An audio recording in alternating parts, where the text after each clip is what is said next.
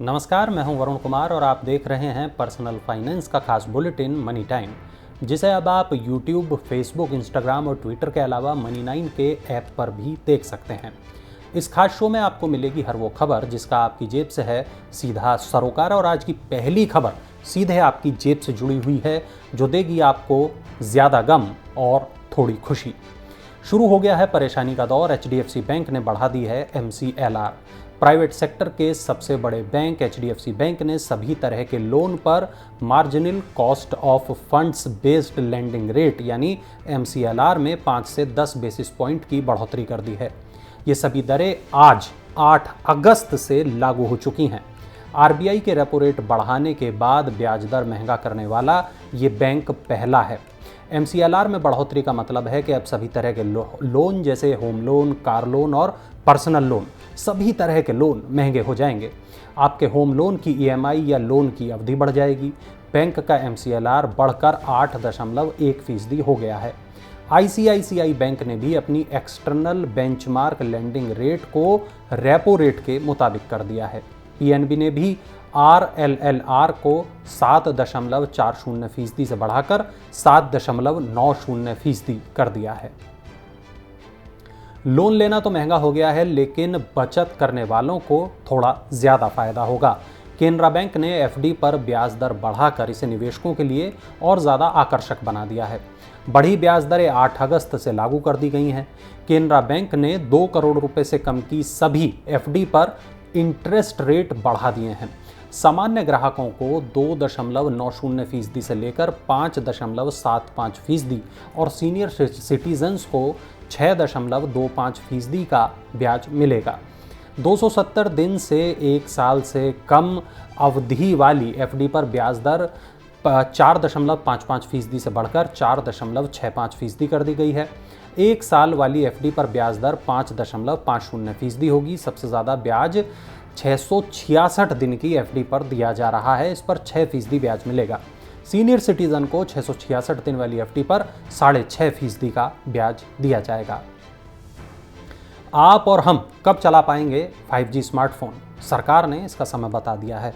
दूरसंचार राज्य मंत्री देवू सिंह चौहान ने कहा कि लंबे समय से प्रतीक्षित 5G सेवाएं लगभग 1 महीने में अब शुरू हो सकती हैं। उन्होंने कहा कि भारत इस साल के अंत तक 5G सेवाओं के लिए स्वदेश में विकसित और निर्मित 5G दूरसंचार गियर तैयार कर सकता है। इसके अलावा 6G टेक्नोलॉजी पर भी एक नवाचार समूह गठित कर दिया गया है, जो स्वदेशी 6G स्टैक के विकास की दिशा में काम कर रहा है। भारतीय इंजीनियरों ने 5G मानकों का एक ऐसा सेट विकसित किया है जिसे ग्रामीण इलाकों में 5G नेटवर्क के प्रसार में आसानी होगी। 5G से जुड़ी आपको एक और खुशखबरी दे देते हैं। जियो ने 1000 शहरों में 5G शुरू करने की योजना को अंतिम रूप दे दिया है।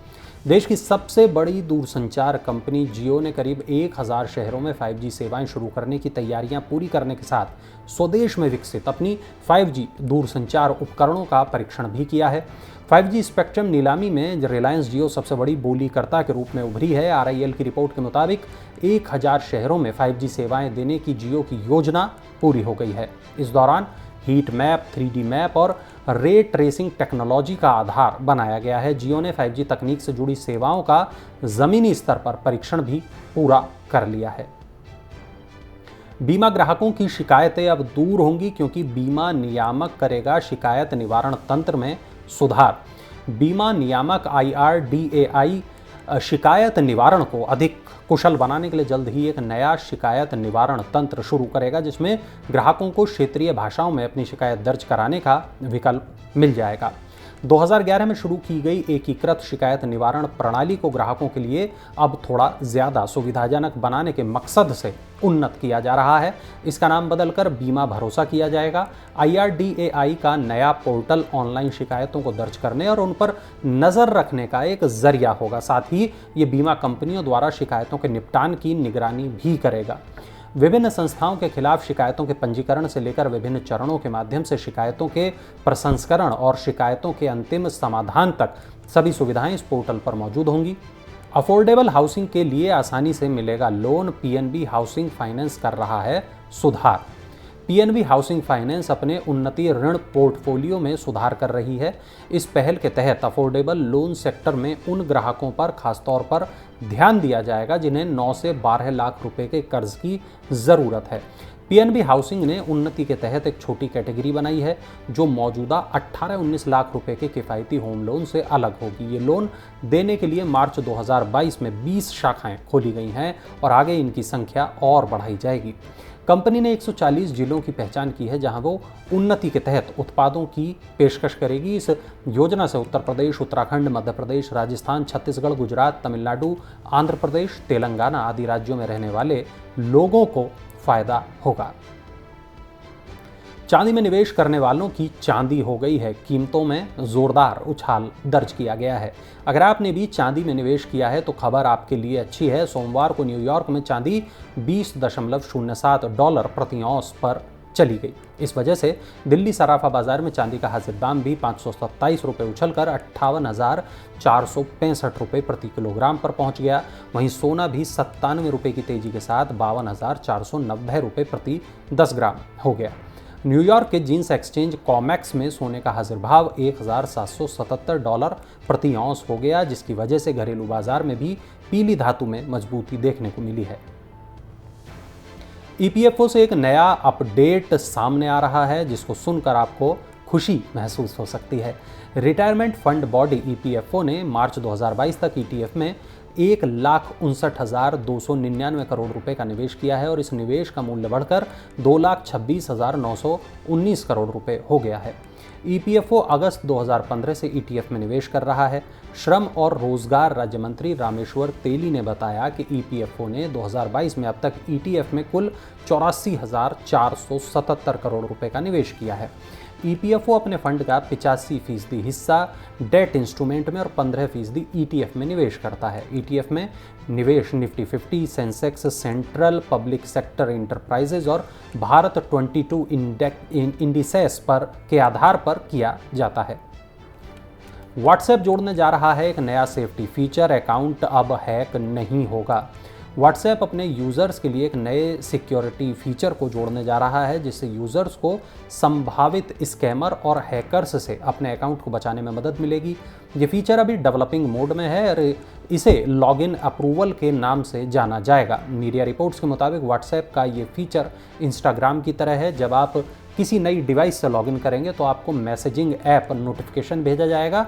इस तरह का नोटिफिकेशन अभी इंस्टाग्राम या फेसबुक को दूसरी डिवाइस से लॉगिन करने पर मिलता है। जब भी कोई अन्य यूज़र एक अलग स्मार्टफोन से आपके अकाउंट को लॉगिन करने का प्रयास करेगा तो ये फीचर आपको उस फ़ोन पर इन ऐप पॉपअप नोटिफिकेशन भेजेगा जिसका आप इस्तेमाल कर रहे हैं। यूज़र तब तक लॉगिन नहीं कर पाएगा जब तक कि उस डिवाइस से परमिशन नहीं मिल जाती जहां अकाउंट पहले से लॉगिन है। चलिए अब देखते हैं आईपीओ अपडेट्स। सेबी ने अप्रैल-जुलाई 2022 के दौरान 28 कंपनियों को आईपीओ लाने की मंजूरी दी है। इसके जरिए 45,000 करोड़ रुपए जुटाने की योजना है। मंजूरी हासिल करने वालों में फैब इंडिया, FIH मोबाइल्स और फॉक्सकॉन टेक्नोलॉजी समूह की सहायक company Bharat FIH, TVS supply chain solutions, Aadhaar housing finance और Macleods pharmaceuticals and kids clinic India शामिल है। इन कंपनियों ने अभी तक अपने आईपीओ लाने की तारीख घोषित नहीं की है और इसके लिए सही समय की प्रतीक्षा कर रहे हैं। Electronic manufacturing service company Syrma SGS technology का 840 करोड़ रुपए का आईपीओ 12 अगस्त को खुलेगा और 18 अगस्त को बंद होगा। ये पिछले 2.5 महीने में आने वाला पहला आईपीओ होगा। कंपनी ने अपने आईपीओ के लिए प्रति इक्विटी शेयर 209 से 220 रुपये कीमत तय की है। यथार्थ hospital and trauma care services limited को आईपीओ लॉन्च करने के लिए सेबी से मंजूरी मिल गई है। कंपनी दिल्ली NCR में 3 सुपर स्पेशलिटी हॉस्पिटल्स का संचालन करती है। इसने हाल ही में अपना विस्तार मध्य प्रदेश में किया है। तो ये थी आज की तमाम बड़ी खबरें। अगर आपका कोई सवाल है पर्सनल फाइनेंस से जुड़ा हुआ तो उसे नीचे कमेंट बॉक्स में ज़रूर दर्ज कराएं। और हाँ, पर्सनल फाइनेंस की ऐसी ही बड़ी खबरों के लिए ज़रूर डाउनलोड कर लें Money9 के ऐप को। और अब चलते चलते देखिए हमारा ये खास इन्फोग्राफिक।